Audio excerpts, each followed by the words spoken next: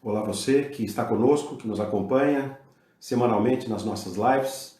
Uma grande satisfação estar com você aqui nesta noite e vamos conversar mais um pouco sobre um tema que chama a nossa atenção ou a atenção daqueles que querem interpretar e compreender melhor os ensinamentos bíblicos para as nossas vidas. Então vamos lá. Nós estivemos falando nas lives anteriores sobre a verdadeira religião, como ela surgiu, de que forma o ser humano e a humanidade em geral constrói as suas religiões e, por solicitações de alguns, entramos mais detalhadamente na fé bíblica, na fé cristã, na religião que nos é trazido pelo conhecimento bíblico e desenvolvemos ali algumas discussões sobre este assunto. E hoje gostaria de fechar este assunto complementando o tema das convicções e das confianças que nós podemos ter quando nos relacionamos com Deus, como podemos ter certeza de que o nosso relacionamento com Deus é válido, está validado, o que confirma, o que valida a nossa fé. E como nós podemos saber que a nossa relação com o Criador está correto, está de acordo com os princípios, que sinais há que nós podemos observar que confirmem a nossa fé. Então, vamos lá comigo. Vimos semana passada a importância de basearmos a nossa confiança ou a nossa fé, primeiramente naquilo que nos é ensinado nas Escrituras. Se você pretende ser um cristão ou se você pretende seguir a fé bíblica, obviamente a sua base, a sua confiança, a sua disposição deve estar na Bíblia, corretamente? Nós podemos ter fé em Deus, nós podemos acreditar que Jesus Cristo veio, é o Messias, é o Salvador, nós podemos acreditar no poder dos milagres, nós podemos acreditar no poder da oração, nós podemos acreditar no poder da intercessão, podemos frequentar uma igreja, podemos, enfim, ter vários relacionamentos no ambiente da religiosidade e da fé. Mas se somos cristãos, temos que fundamentar a nossa confiança, a nossa fé nas Escrituras, na Bíblia. Temos que entender o que ela quer nos dizer. Semana passada, então, estávamos dizendo a você da importância de basearmos a nossa confiança naquilo que está prometido e escrito na Bíblia. Não nas nossas emoções, não naquelas coisas que as pessoas nos dizem, não nas crendices religiosas que surgem por aí, às vezes com receitas de bolo espirituais, como se a fé fosse algo mecânico, mas temos que aprender a conhecer as Escrituras e basear a nossa fé nas promessas e nas leis e nas ordens, nos princípios que são ali ensinados, que são ali construídos. Portanto, o mais importante de tudo é conhecer bem as Escrituras e, principalmente, interpretá-las e aplicá-las na nossa vida. Como disse a você semana passada, um dos versículos mais importantes nesse aspecto é aquilo que Jesus disse de si mesmo, não é? Quando ele falou que nós examinamos essas Escrituras porque julgamos encontrar nelas a vida eterna e são elas que falam de mim. Confiar nele. As Escrituras contêm todo o conhecimento, toda a sabedoria que é necessário para entender o papel de Jesus no universo espiritual. As Escrituras nos conduzem ao conhecimento de Jesus Cristo. Desde o Antigo Testamento. Tenho insistido aqui em dizer que desde Gênesis capítulo 3, quando o Senhor remove as vestes de folhas de figueiras de Adão por suas culpas e sua tentativa de cobrir a sua nudez, Deus o reveste de pele de cordeiro. Ali nós vemos duas coisas importantes. A primeira, o sacrifício de sangue que foi necessário para que houvesse a purificação ou a expiação de pecados, e também o fato de que há um sacrifício de um cordeiro. A partir desse momento, a Bíblia constrói uma religião em que fica claro que o pagamento pelo pecado demanda um sacrifício de sangue. Por quê? Porque o pecador deve morrer, ou seja, deve derramar o seu próprio sangue pelo seu próprio pecado. Qual é o princípio fundamental da salvação que a Bíblia nos propõe? Que Deus, na sua graça e misericórdia, envia o seu cordeiro para realizar esta morte, este sacrifício, este derramamento de sangue, para justificar, para cobrir, para expiar os nossos pecados e nos cobrir a nudez com o seu sacrifício. Ou seja, em Jesus nós não estamos descobertos espiritualmente e em Jesus estamos expiados da nossa dívida, estamos quitados da nossa dívida de morrer pelos nossos pecados, porque ele morreu e nos substituiu neste evento e nesta necessidade. Este é um princípio importante, e por causa deste princípio que é totalmente construído no Antigo Testamento, através das festas bíblicas, dos símbolos do templo, dos símbolos dos sacrifícios, os símbolos do sacrifício dos bodes, dos cordeiros, dos bois, dos touros para oferta pelos pecados. E Paulo também escreve em Hebreus capítulo 10 que a lei e as coisas que aconteceram no Antigo Testamento são símbolos de bens vindouros, são sombras simbólicas de bens vindouros para nos instruir, para nos dar direção. Com base nisso, podemos entender por que Jesus teve que vir, teve que morrer sendo oferecido por Deus como um sacrifício, porque na verdade foi Deus que o enviou para morrer. A morte de Jesus não foi um acidente político, um acidente das crises judaicas, e sim um ato da bondade de Deus para conosco. Jesus foi enviado para morrer e morreu por sua obediência ao chamado que Deus tinha por ele. Tanto a Bíblia nos informa que Jesus deu a sua vida voluntariamente, e se ele precisasse e quisesse, poderia ter clamado ao Pai, e o Pai enviaria uma legião de anjos para o proteger, de forma que Pilatos não teria poder sobre ele. Mesmo assim, Jesus não teve respostas das suas orações de pedido de socorro a Deus, porque o seu objetivo, o que ele tinha que fazer em obediência ao mesmo Deus, era entregar a sua vida para ser sacrificado pelos nossos pecados. Isso tudo é uma construção que a Bíblia vem montando por séculos de história e cultura no meio israelita, para que nós pudéssemos entender quem foi Jesus e quem era esse Messias, pudéssemos identificá-lo, pudéssemos ver suas obras, ver o seu propósito, entender o seu sacrifício e aí então sim, depositarmos a nossa fé naquilo que ele realizou. Se você ler Hebreus capítulo 12, você vai ver que Jesus, com um único sacrifício, purificou todos os nossos pecados e substituiu o modelo antigo de sacrifícios de animais pela purificação de pecados. E com base em tudo isso é que João, na primeira carta, no final do Novo Testamento, próximo de Apocalipse, no capítulo 5, primeira carta de João, capítulo 5, versículo 13, ele escreve então que todas estas coisas estão aí para que vocês saibam que têm a vida eterna. Então, o que a Bíblia está nos dizendo é que, com base em todos os conhecimentos e propostas que a Bíblia traz, no que diz respeito à vida eterna, à salvação ou à fé que realmente pode purificar pecados,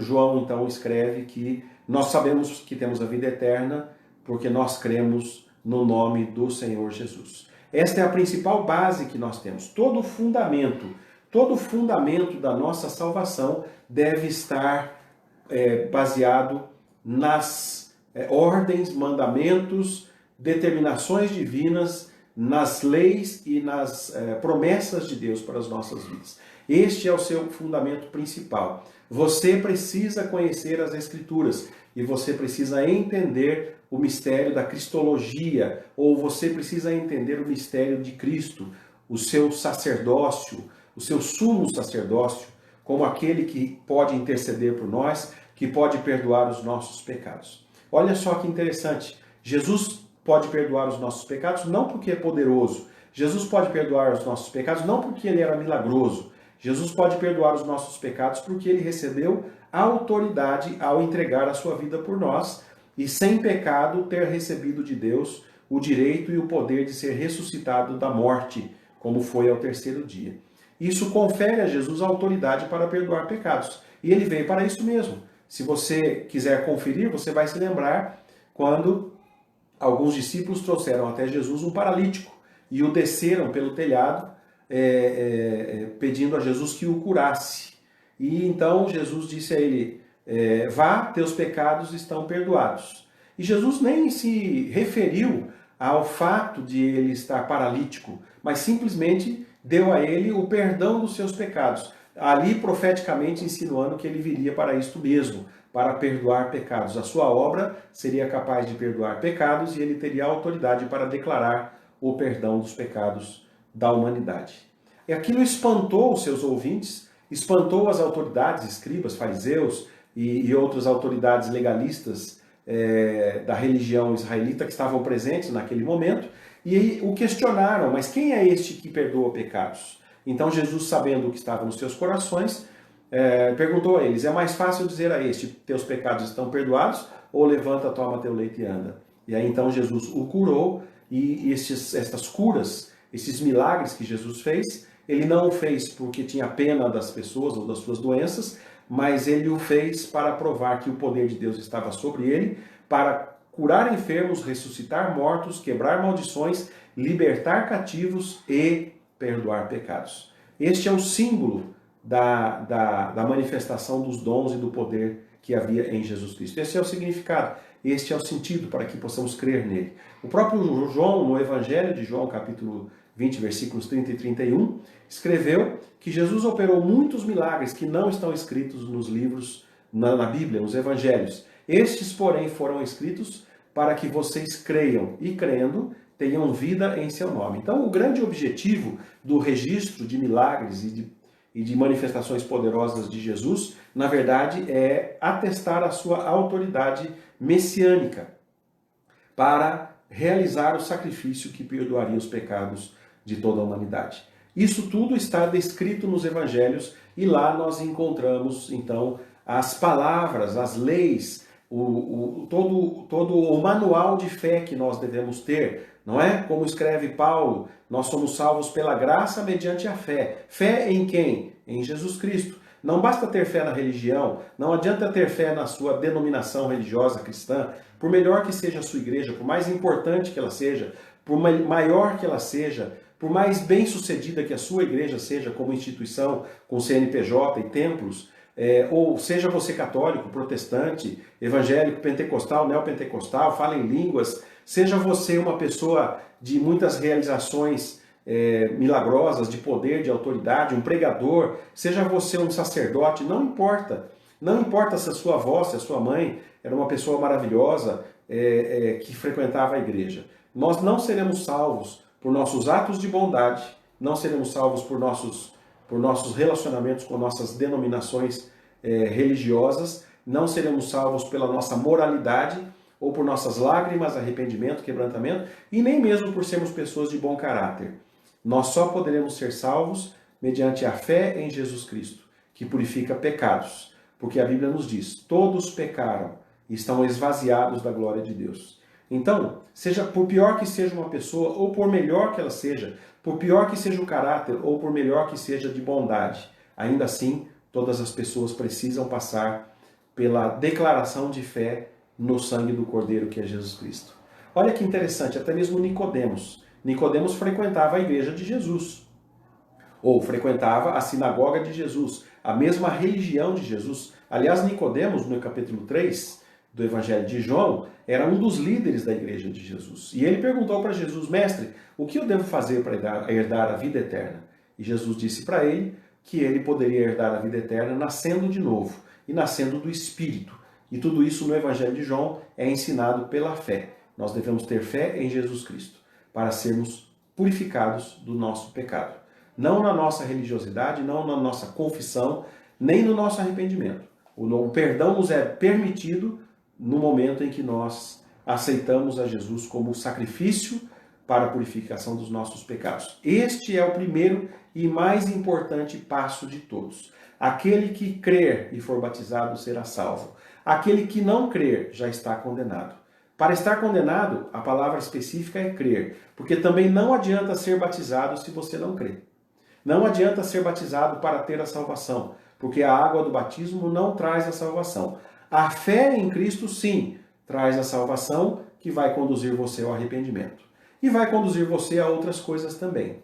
Um segundo fundamento que nós devemos ter na nossa mente, um conhecimento que nós necessitamos ter na nossa mente para confirmar que temos a vida eterna, é o efeito que a fé em Jesus Cristo vai produzir no nosso caráter. Ora, queridos, quando nós colocamos a fé em Jesus Cristo e recebemos a salvação e, portanto, nos arrependemos e temos o novo nascimento, nascemos do Espírito e do fogo, como diz a palavra, Obviamente que isso produz uma experiência muito intensa, muito forte, dentro da nossa personalidade, do nosso caráter, da nossa alma, do nosso espírito, da nossa maneira de pensar. E realmente isso é um símbolo, é bem simbolizado pela palavra de Jesus a Nicodemos, no capítulo 3 de João, quando ele fala de um novo nascimento. Ou seja, quando nós, então, declaramos a nossa fé em Jesus Cristo, nos entregamos a Ele, o Espírito faz uma transformação. Há um milagre, há um novo nascimento espiritual. Isto é milagroso, isto é sobrenatural, e isso traz para dentro da nossa alma uma nova maneira de pensar, de ser, de viver. Nós nos tornamos filhos de Deus e nós nos tornamos aí, sim, criaturas espirituais, não só naturais, não só criaturas de Deus, inteligentes, racionais, com uma alma até mesmo capaz de praticar e entender princípios religiosos. Mas isso é diferente de ser uma pessoa nascida de novo e com uma experiência de conversão, de salvação, que transforma não a sua cultura, não seu status religioso ou a igreja que você frequenta. Isso não faz diferença, mas transforma você de dentro para fora, transforma o seu caráter, transforma o seu espírito.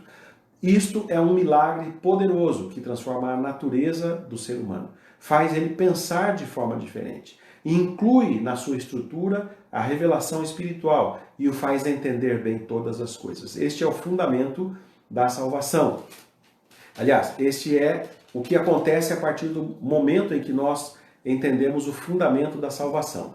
Este novo nascimento, obviamente, produz uma transformação profunda na nossa maneira de pensar, na nossa maneira de viver, na nossa maneira de ser. Nós passamos a compreender um novo estilo de vida necessário para a nossa existência.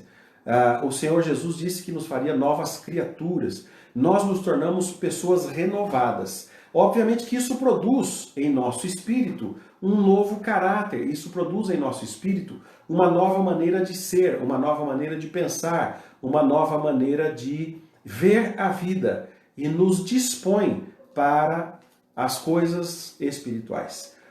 Paulo escreve em Hebreus dizendo que quando nós nascemos de novo pela fé, quando nós nos convertemos e aceitamos Jesus, há uma transformação do nosso coração, ou seja, da nossa alma, do nosso ser interior. O que é isso? Paulo escreve uma profecia de Joel que diz: naqueles dias escreverei as suas leis nos seus corações, escreverei as minhas leis, o Espírito diz, escreverei as minhas leis nos seus corações e nas suas mentes. Ou seja, mesmo que você não tenha um conhecimento profundo das leis bíblicas e das leis divinas, essas leis estarão inscritas na tua alma, gravadas na tua mente. Uma nova disposição vai surgir para com os mandamentos da Bíblia. E você naturalmente irá inclinar o seu esforço, o seu desejo para o cumprimento das leis das Escrituras.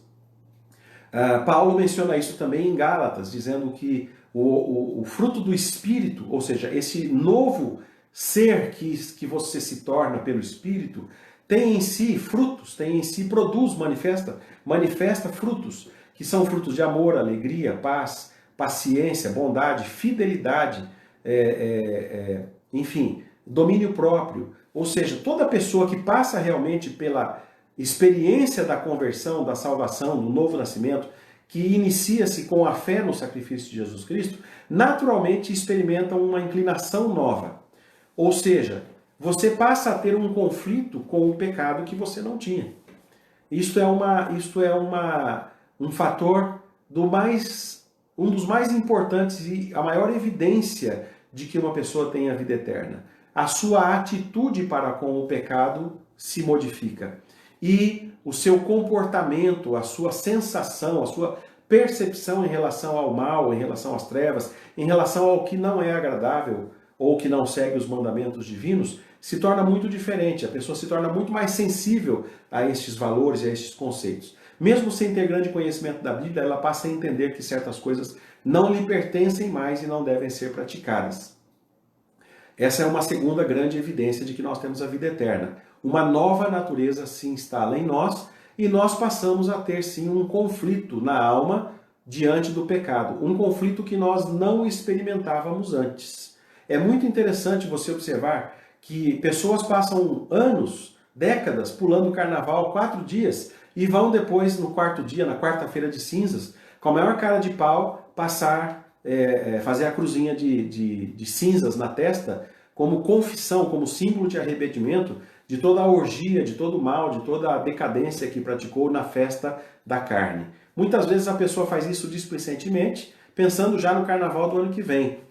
Isto é um ritual religioso da fé bíblica cristã, sim, mas é algo que as pessoas fazem mecanicamente, com a força da alma. Mas quando uma pessoa realmente nasce de novo, no próximo carnaval ela não vai ter disposição de permanecer. Ela não vai querer praticar as mesmas coisas. Dentro dela surgirá um conflito e uma oposição a este estilo de vida que ela praticava. E assim também, não só com o carnaval, mas com muitas outras atitudes e comprometimentos exteriores, ou da alma, ou até mesmo do pensamento. Até mesmo nos nossos pensamentos nós passamos a ser diferentes. Então, o primeiro fundamento da sua fé é a palavra, está nas Escrituras. É você compreender aquilo que as Escrituras nos ensinam a respeito de como se opera a salvação em Jesus Cristo, da autoridade que há em Jesus Cristo para a tua salvação. Sobre isto você poderá aprender mais detalhadamente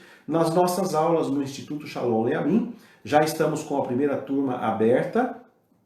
Se você quiser se inscrever para os nossos cursos de interpretação bíblica, você pode nos escrever no nosso e-mail shalomleamimoficial@gmail.com e ali você vai receber as instruções para se cadastrar, o formulário para se cadastrar nos nossos cursos, se tornar nosso aluno, e aí você vai aprender muito sobre a cristologia ou a doutrina da salvação proposta em Cristo Jesus. São conhecimentos importantes, não só para você fortalecer a sua fé, mas também para você saber como ensinar aos teus amigos, aos teus discípulos, às tuas ovelhas, à tua igreja sobre esta salvação em Cristo Jesus. Estaremos ministrando as aulas a partir da primeira semana de junho. Então inscreva-se e prepare-se, porque nós temos apenas uma semana. E se você tiver perguntas para fazer sobre este assunto, pode nos inscrever aqui no nosso canal. Vamos procurar as suas perguntas e vamos enviar respostas ou criar temas que respondam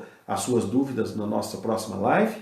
E também podemos responder para você pelo teu e-mail, se você tiver dúvidas e quiser respostas. Então, o primeiro fundamento da nossa certeza da relação com Deus encontra-se nas promessas e mandamentos e instruções que estão expostas para nós nas Escrituras. Precisamos conhecê-las para ampliar a nossa confiança, porque a fé vem pelo ouvir com o entendimento da palavra de Deus. Segundo fundamento da nossa história de salvação é a manifestação de frutos, sinais de arrependimento, de transformação de caráter, de nova vida, de novo nascimento, que ocorre dentro de toda pessoa que se arrepende e que aceita Jesus como seu Salvador.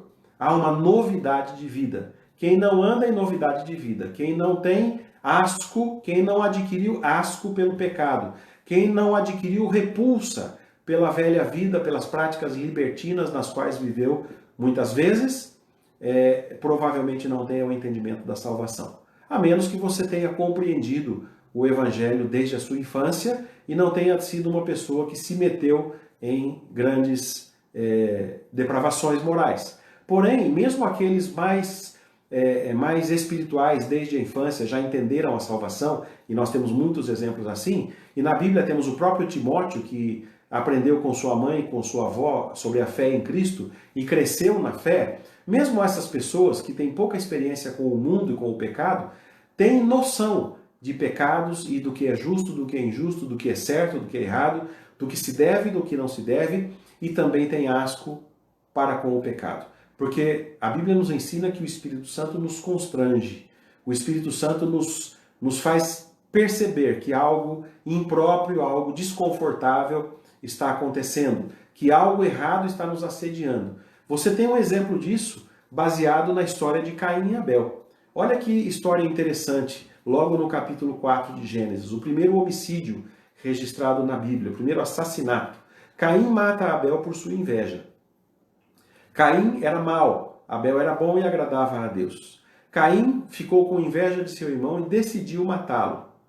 A Bíblia nos ensina que o Espírito falou com Caim repreendendo Caim, questionando Caim acerca da sua intenção. Mas o Espírito não o impediu de matar Abel. O Espírito não o proibiu de matar Abel. E nem mesmo avisou Abel que ele deveria se cuidar porque Caim intencionava matá-lo. Ou seja, Deus pode te alertar acerca do pecado. Deus pode te incomodar. Deus pode agitar as águas à sua volta e tentar tirar a sua paz até para que você perceba que você está planejando ou vivendo num caminho, entrando por um caminho errado. Deus tem muita misericórdia, Ele vai mandar alguém falar com você, Ele vai mandar alguém te alertar e você deve obedecer. Às vezes teus pais, obedeça a teus pais, teu pastor, um amigo, um profeta, uma pessoa, ou até mesmo a voz do Espírito na tua alma, e a palavra diz que você não deve apagar esta chama do Espírito, você não deve recusar a ouvi-la, porque Caim fugiu desta voz, Caim não deu ouvidos à voz. A voz disse para ele: você intenta fazer o mal e o mal está à tua porta e você deve dominá-lo. Deus não vai impedir você de cometer pecados, mas Ele irá alertar você porque você tem o Espírito Santo e tem um novo caráter, tem um novo pensamento. Você é filho de Deus, anda na luz. Então o pecado vai te incomodar e você terá que tomar uma decisão sobre isso. Então este é o segundo sinal de que você tem a vida eterna. O terceiro sinal que a Bíblia nos diz que nós podemos ter como confirmação da nossa salvação é a voz do Espírito Santo. A palavra nos chama a atenção para a importância da testificação ou do testemunho do Espírito Santo. O Espírito testifica com o nosso espírito que temos a vida eterna.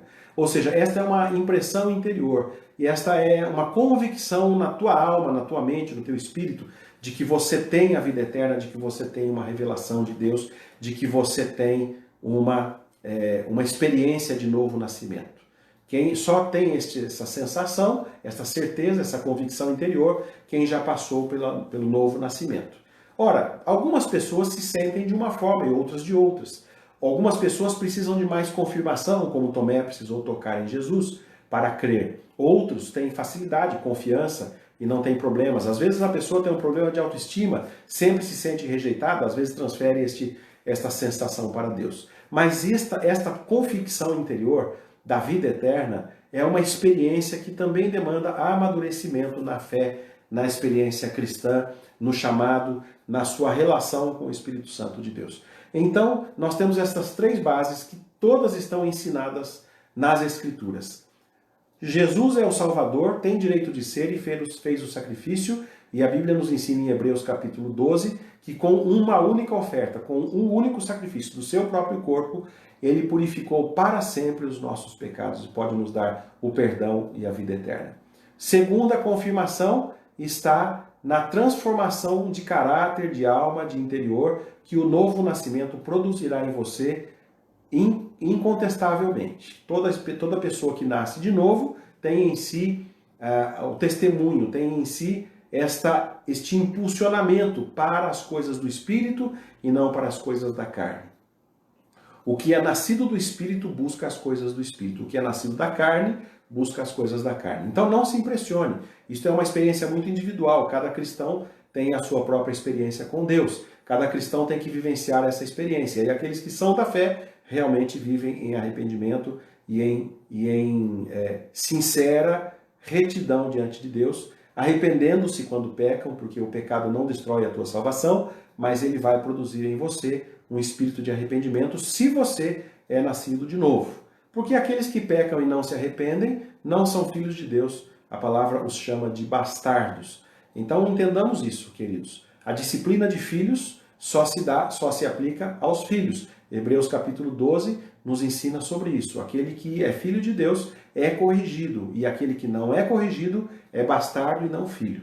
Então, esta sensação de filho que é corrigido, esta sensação de que não devemos errar, porque estamos disponíveis para um castigo ou para uma correção, para um futuro de santificação, para um caminho de correção, é uma sensação que aqueles que têm fé verdadeiramente experimentam diariamente nas suas vidas. E a terceira base que nós hoje queremos mencionar e terminar esta série é a confirmação interior, o testemunho que o Espírito Santo coloca em você. Se você quiser saber mais sobre estas coisas, entender melhor sobre as Escrituras e o que elas ensinam sobre cada uma destas ideias e como você pode encontrar estas coisas, como você pode confirmá-las, como você pode interpretá-las, encontrar os versículos certos e a interpretação certa dos versículos que nos falam sobre estas coisas no Novo Testamento, por que Jesus disse que é necessário nascer de novo, por que ele é o Cordeiro de Deus, ou por que tem que ser Jesus Cristo, não pode ser outra personagem religiosa ou bíblica, mas tem que ser a pessoa de Jesus Cristo. Se você quiser entender por que a Bíblia nos ensina que toda a lei que foi escrita nos conduz a Cristo, que é o Salvador, e por que Jesus tem o direito de dizer que pode perdoar pecados, inscreva-se nos nossos cursos, mandando uma mensagem para nós no e-mail shalomleamin.oficial@gmail.com. E você receberá a nossa ficha de cadastramento para fazer os cursos que já estamos lançando a primeira turma em junho. Primeira semana de junho, já daremos as primeiras aulas para as primeiras turmas inscritas no nosso Instituto Shalom Leamin. Foi uma satisfação falar com você aqui. Quero lembrar a você que a partir da próxima semana nossas lives serão às terças e às quintas às 18h30.